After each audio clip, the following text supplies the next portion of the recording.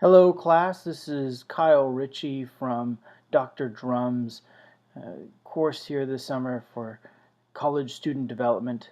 I'm recording this here in North Dakota and Thursday, what's today? Today, August 2nd. And I have to record this because unfortunately I'm unable to make it back to Texas at this point. Some things have come up for our family and situations that are pretty much out of my control at the moment, but we're all right, and I thank you for your thoughts and prayers. So today I'm going to be presenting this through audio. This is a one-time attempt. This is without notes, I promise, and I have the timer up so you can see at least what time it is. So let us begin. This is about Chickering's theory of identity development, the 7 vectors of student development. This was my project that I had to work on, and I have to confess something. I actually had the benefit of using Chickering's theory for my class last semester in community college. So I was a little ahead of this, but again, it's helped me to further understand his theory because, again, I've had to present it today. So here we go. This is just a little background about Arthur Chickering. His theory comes from Education and Identity. This book was, as you can see here, just kind of the details about it. I was actually really fascinated that he did his research at Goddard College. I believe that's how you pronounce it. I actually didn't look it up, but he really identified with the theory that he personally developed. That was something that I had read about, and so it was really interesting to see his I think some of his own personal background also came into this research as he was doing it, conducting it. Again, this is related to psychosocial theory. This is just kind of explaining Erikson's stages of development, Freud and Erikson, and so this is where that kind of his Chickering's theory arises from in the field of psychology, which greatly affects and impacts the theories behind that we're learning in student development, but also in education, generally speaking, which I'm also fascinated by, but, well, that's another story.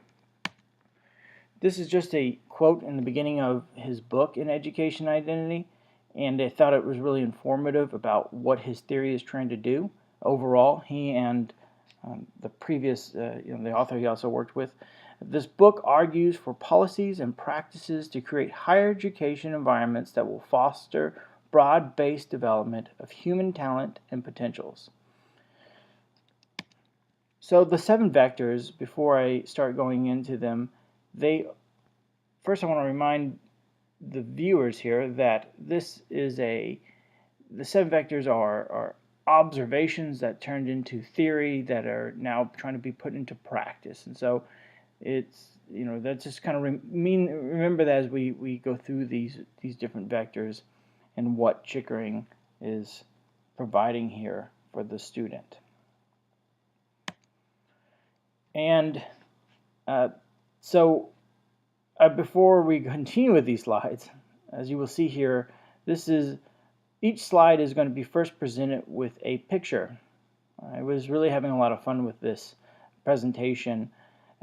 Each picture is going to describe each vector, and some of them you'll have to guess a little bit, but in this case, this first vector is on developing competence. And I like this picture that I found on the internet. Again, what is competence? Related to knowledge, attitude, experience, behavior, ability. I thought this was a really fitting picture for Chickering's theory. So developing competence.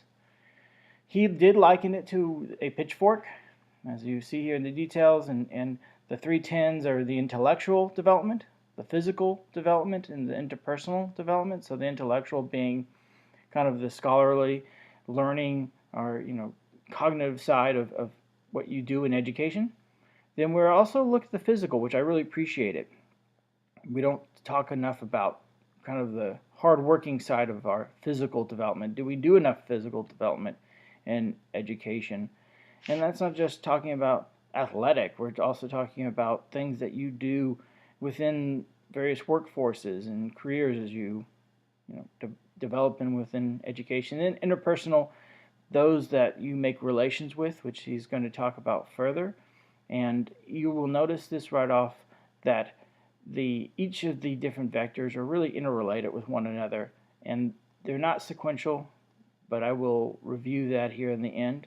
But interpersonal, again, is relationships, friendships, all those different kind of aspects that go on with people you meet within education. And then the pitchfork handle itself is the confidence, the confidence you have as an individual to help you build and maintain your competence. Are you confident in your intellect? Are you confident in your physical abilities? Are you confident in your relationships and your ability to make relationships? These are all very important to Chickering's theory of development. The second one, as you will notice, these are emoticons. What is each of these different emoticons saying? Well, for those of you that are experienced with emoticons, these are emotions. That's right, ladies and gentlemen.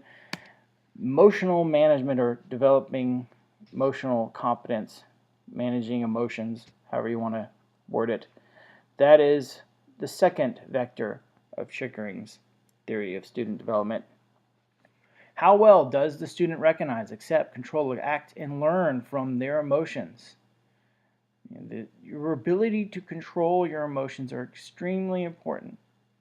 And we learn that even in our own lives today, is within the, even within our career field, right? We each have to deal with people from different walks of life, with different belief systems, with different ideas, often those that conflict with our own. How do we handle that? And if you're in a relationship,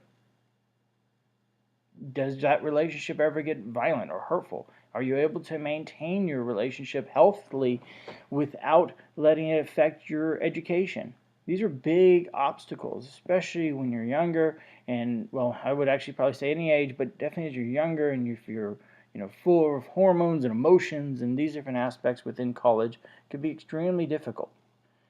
And so this is a very important aspect of it all, because again, as you are developing the competence and you gain that confidence, you're also having to manage those emotions. So you can already see the interrelationship between these two different vectors. This talks about depression, sexual desires, anger, shame, all those different emotions that we, each and every human being, feels and has to placate and deal with. It's very important. This next one, I like this one exactly. I think this is exactly what he really means when he says the developing interdependence. So we're looking at self-interest and the interest of others here. This is what that picture is showing. But he calls it moving through autonomy towards interdependence. Before, he focused greatly on autonomy. As he updated his research, he kind of looked even more to interdependence. We looked at three different aspects within that vector: emotional independence, instrumental independence, and then interdependence. So the first two, as you notice, were independence. So you have to develop your own self, right? You are breaking away from your family, from your friends, from your colleagues, even as you develop yourself, your high school colleagues, if you go from the traditional route, and you are now building your own self-confidence, right? You're gaining your own ability to know who you are and what are you going to do and how you're going to do it in life. And again, interrelate it with that managing of emotions and gaining that confidence. Emotions are a big part of Chickering's theory. And then that instrumental independence, that self-action, this is how I defined it. I defined as self-action, action not dependent on external agency or force. And that's exactly what he really means here. He's saying that when you're doing your work, are you relying on others to help you do your work? Or are you able to maintain and do the work yourself, right? Are you able to take control of your situations within your own life and act on them? Or are you still relying on others to do the things for you or to help you do things for you? Think about when the freshmen come in and they're getting registered. They're relying on their parents to register for them, and then you say to them, no, you need to do this because A, B, and C, and D. You give the list of reasons why. Well, this is why. And then that interdependence develops as you grow within the institution, as you are living on campus or as you're interacting with people on campus. You come to this place of self-realization. This is my words, a self-realization that we are not islands unto ourselves, right? You realize that your own belief system isn't your own, or even that you aren't the only right one, that you may actually be wrong. I'm not actually arguing a relatively of beliefs here, a relativity of beliefs, although I believe Chickering is. But in Chickering's view, though, he's just saying we are dependent upon others in our belief systems, but also in our ability to act. But that doesn't mean that you don't have a sense of independence, as he mentions in the first two prongs here. So vector 4. Well, I hope it's clear here. Relationships. That's what we're developing here. And again, continue to see the interrelation between each vectors, the interdependence really of each vector. Developing mature interpersonal relationships. A healthy ability to develop acquaintances, friendships, working relations, friendships, and intimate relations with people whom an individual agrees and disagrees with in life. So you might say, well, isn't that emotional? Well, yes, it is, but it's, again, even within your and you think of it as internal and external. Okay, these are internal feelings when you're dealing with your own personal emotions, but then we're also looking at the external factors of, okay, maybe you can maintain your own emotions, but can you maintain healthy emotions and personal relationships with other individuals? So you have to look at those as two different factors when you are looking at Chickering's theory of student development. Identity. This is a big one. As we well know within education, especially in higher education, more and more we talk about identity. How do you identify? Who are you? What are you? Where do you come from? What do you believe? These are all things that make up identity. I use the Greek word here for know thyself. This is really what Chickering means when he says establishing your identity. The self in psychology is identity. In philosophy, this is a different study. It is related to, psychology is the great, great, great, great, great, great, great, great, great, great, great, great, great. I will keep going on to say great until I go blue in the face. But it is great son, grandson, however you want to put it, of philosophy. Psychology is very much related to psychology, of course, its own discipline now and its own establishment, but its deep roots are philosophical in these questions of who and what are we. And so Chickering's identity model is physical, ancestral, gender, sex, lifestyle, self-esteem, a secure sense of self, etc. So it's everything that we think about when we talk about identity. The gender identity that's been presented before, all those different aspects. He's improved on that within his research within education and identity, his book. Finding purpose. This is really a big one because, well, let's move on to the next slide and I'll talk about this a little bit more. Developing purpose. I looked at this and said, when you think about purpose, you're also talking about finding meaning, having intention, that drive, that focus, that ability to go forward each day and do what you do for a reason. Finding purpose is central to our lives. Some seek a spiritual aspect, others find purpose within nature, others develop purpose within their work, some with their family. All these are also interrelated within themselves. As he identifies 3 areas of purpose, we're talking vocational, this work aspect, family lifestyle, and then personal interest and goals. Developing purpose is really developing that internal identity. And what I mean by that is that there's the external aspect that Chickering talks about in finding identity. The physical, the ancestral, where do you come from, who we are, that kind of thing. But purpose, I argue, and I think this is very accurate to what Chickering is saying here, is that internal guide, what is leading you? to be who you are or you want to become? Do you want to be that master intellectual or that great athlete or that good parent, whatever that may be? Or, you want to become the dean of such and such or the president of blank. These things are guiding you and leading you to help you gain and ground you into purpose. Purpose is something I think we're always evolving and trying to find and to learn and to maintain. And I will argue that it's very central to identity. And it goes all the way back. If you can't have, once you say you find these goals, then you also need to be able to have as the first vector or the second vector, competence, or to be able to control your emotions so you can get to where you need to get. See, that's what I mean. This is all interrelated, so central, so foundational. Finding purpose is as old as mankind, humankind, however you want to put it. It's extremely important. And Chickering knew this. Finally, vector 7. I really like this graph. Now, I have an issue with how Chickering uses integrity, but I will talk about that in a moment. But this picture, I think, it extremely identifies with what I see as integrity. And I think Chickering do, but again, we have differences of opinion on this one, but let me go forward about what Chickering means by integrity. Developing integrity.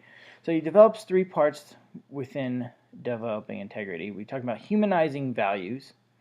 And in this case, he says moving from absolutism to relativism in morality.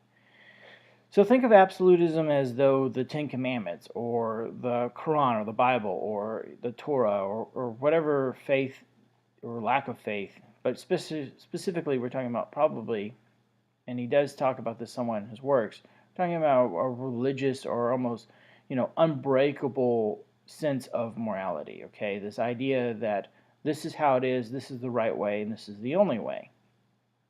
Then he says you will, as you develop integrity within the institution, within college and universities, you will gain a more relative understanding of morality. And this is, he says, important because it's this pliability. It kind of goes to that idea of, are you able to have an emotional ability to deal with people and their ideas? And perhaps this is healthy in that sense, because when you think about, okay, if you are so stuck on your ideas but you are unable to interact with those who you differ with, then you have a real problem, right?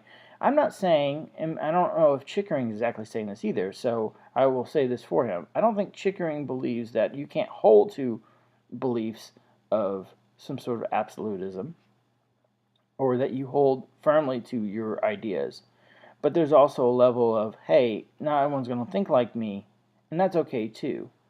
I don't believe, now I would have to do more research to confirm this. I don't know if Chickering thinks that everyone's ideas are right, because obviously that's not the case. But again, we're kind of getting into the philosophical argument and my kind of disagreement with him about integrity. So we're going to move on to personalizing values, reviewing personal beliefs, your internal battle while acknowledging and accepting others people's beliefs. That's what I'm talking about here, that emotional, that state of, and that confidence. Are you confident in what you know and what you believe, but also able to handle others people's differences of opinion?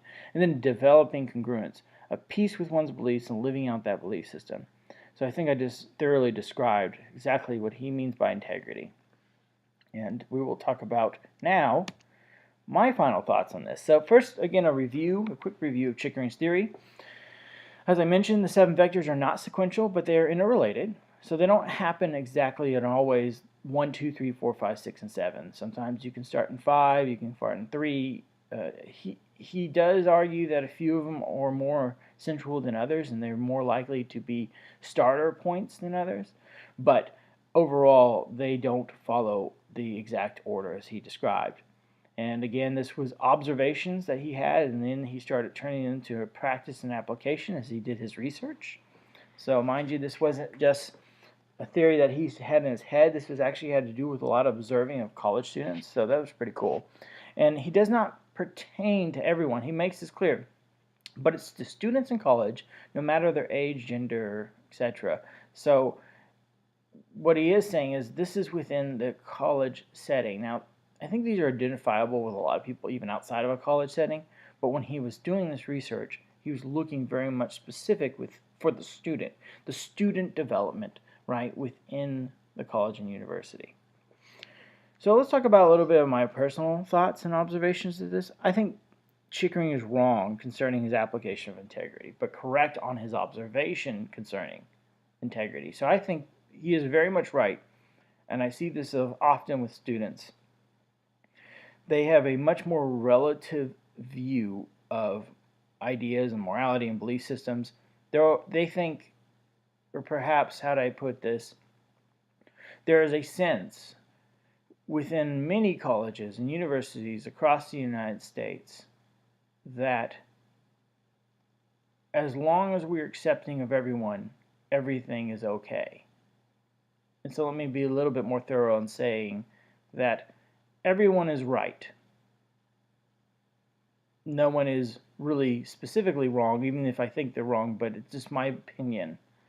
And that's where I have the issue with Chickering and others about this.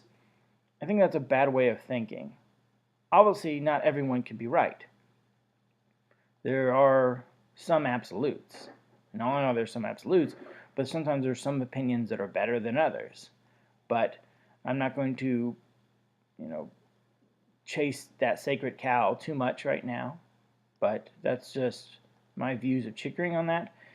Secondly, the purpose is universally important, relatable to finding meaning and purpose. So what I was trying to say here is, again, I was really touched by his thought on purpose. Purpose is something that we all want, and purpose and meaning are very related, although they are different. I'm not going to go into those specific details, but meaning and purpose do correlate with one another. As we find our purpose, we then discover what that means, and etc. But I just really wanted to highlight that. And then finally, again, finding identity is as ancient as humanity itself. Something that I respect, and I think we all ought to respect, is our search for self, our search to identify someone with something. I think it's kind of strange in one sense because I cannot associate with some of the deep need to identify with certain aspects of life in the world. What I mean is I don't worry about my gender or my race or my, certain aspects that our society seems to and does focus so much on. And that could be very much related to the fact that I'm a white male, right? I won't take that away. But finding identity, though, is as ancient as humanity itself.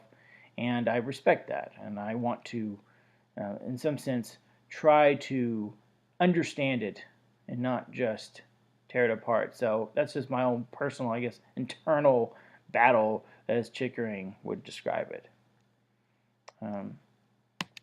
Thank you very much for listening to my presentation and for taking the time out to allow me to present this.